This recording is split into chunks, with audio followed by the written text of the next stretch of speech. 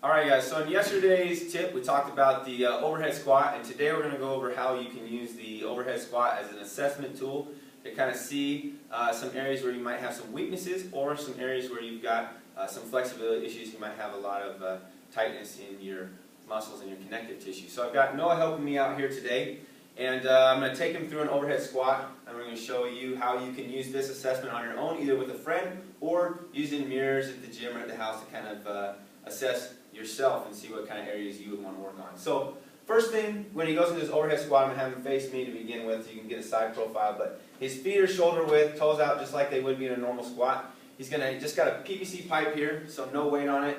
He's going to bring it so that the bar is over his head, so the weight's kind of centered over his heel. Alright, he's got the bar about 6 inches from the top of his head.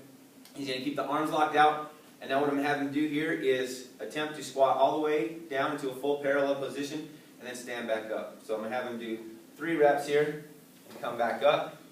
So we can already see, right, there's a few balance stability issues. Now what you're looking for here in this, the first one is at the bottom, you see kind of how his butt tucks under and the back rounds a little bit. Okay, so what that indicates is that he's got a little bit of tightness in the hamstrings, so he can spend some more time stretching out his hamstrings. Now he doesn't have really any shoulder issues or tightness in the hip flexors, but what I'm going to have him do is demonstrate what it would look like if he was tight in the shoulders and the hamstrings. So if the bar's kind of coming forward, if you kind of find yourself tilting forward on those toes, you can go ahead and stand up. That means we've got some shoulder flexibility issues if you can't keep that bar back. Same thing if he's coming down and he's tilting over, coming down onto those toes, probably a lot of tightness in the quads and the hip flexors. So those are kind of the 3 big areas you're looking for from a side profile in your overhead squat. From a front profile, facing the camera, he's going to be in the same position.